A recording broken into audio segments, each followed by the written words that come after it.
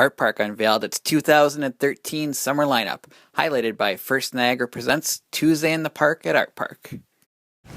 Now this is an unusual year, 40th anniversary, and with the support of the Board of Directors and our sponsors and state parks, the people that provide the economic support that makes a lot of this programming possible, we've been able to put together a season that is particularly unique and that touches on a lot of things in the history of Artpark, which we're going to be able to tell you about in just a minute. 1977, which was just about 3 years after Artpark opened, one of the first musicals ever done there was Sound of Music, and because it started a trend in a long period of time when Artpark was sustained to a large extent by the big Broadway musicals that were produced at Artpark. So we decided this year it would be fitting for us to bring back the Sound of Music, and that's our main show, which is taking place in July. We're very fortunate today to have some guests here. Randy Kramer, who's here someplace, who's a director. Jason Bravo, who's a music director. And our very special guest down here in front, Emily Renier, who came back all the way from New York today just to give us a little teaser for the Sound of Music. My day in the hills has come to an end. I know a star has come out to tell me it's time to go. But deep in the dark green shadows are voices that urge me to stay.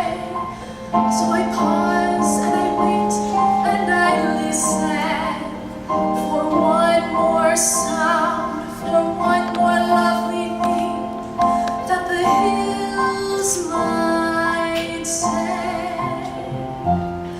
The hills are alive with the sound of music, with songs they have sung for 1,000 years.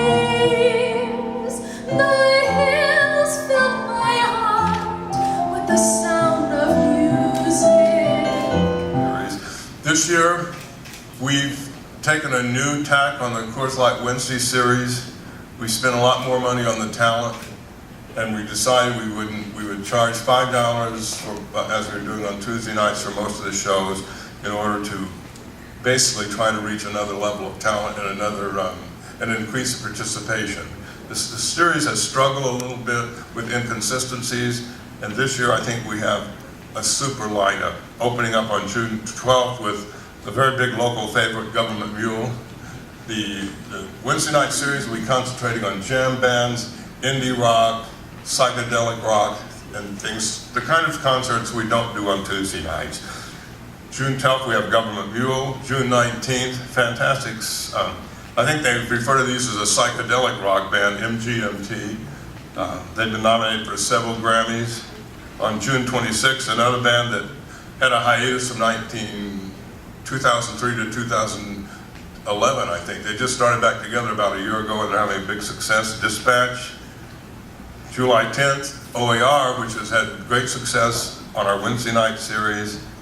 And we end up with a band that everybody, I'm sure, will want to come and see, the Flaming Lips, on July 17th. Our Tuesday in the Park series, every year it gets, I must say, harder to put this series together because we set the bar so high that we reject many bands that we would have hired 3 or 4 years ago. And that means that we're in super competition with all the casinos, with the Canandaigua Center for the Arts, with even to a certain extent Darien Lake. Darien Lake not so much for the #1 headliners, but for the support acts, because they sometimes combine some really big names, and then you might be doing the second act at Darien Lake and still be a $150,000 band. But we're kicking this all off, as you all probably already know, with Billy Idol. Never played at Artpark before, so this is a new band for us. Going on June 11th at Joan Jett and the Black Arts. Again, this is a new band for Artpark. And June 18th, REO Speedwagon. Again, we've never had REO Speedwagon, a super classic rock band. And on June 25th, the big one we've been working for is Chicago. July 2nd, we're taking that off. We're having a 4th of July holiday picnic for the staff. They don't know about it yet, but I'm sure state parks will appreciate having that holiday. July 9th, the Doobie Brothers return. They were a huge success in the area 3 or 4 years ago. And here's another big one I'm very excited about. Paul Rodgers and Bad Company reunion tour, 25th anniversary reunion tour on July 16th. On July 23rd, we're bringing back, after a long absence, Blue Rodeo. Blue Rodeo is one of the #1 bands in Canada. They've got a show on sale right now at the Molson Amphitheater. It will sell out. There'll be 15,000 people there cheering for them, and we want to have at least 7,000 or 8,000 coming to see Blue Rodeo. And probably a lot of Canadians come over that night.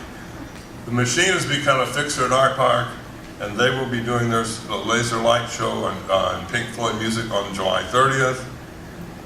We just this morning got this next band together, August 6th. We're bringing back 38 Special and Blue Oyster Cult. And Blue Oyster Cult in particular because they played at Artpark in 1974. Probably not very many of the guys that are currently in the band, but at least a couple. And they'll be playing on August 6th. Lynyrd Skynyrd, which is one of the biggest crowds we've ever had at Artpark. It won't be half that big this time because they can't get in. We control this very well. Lynyrd Skynyrd on the 13th, and then something totally different for Tuesday nights. Gladys Knight joins together the OJs and something they're calling the Family Reunion Tour. And we're going to end it all up with, again, probably the biggest show we ever did at Artpark since I've been here, ZZ Top, on August 27th.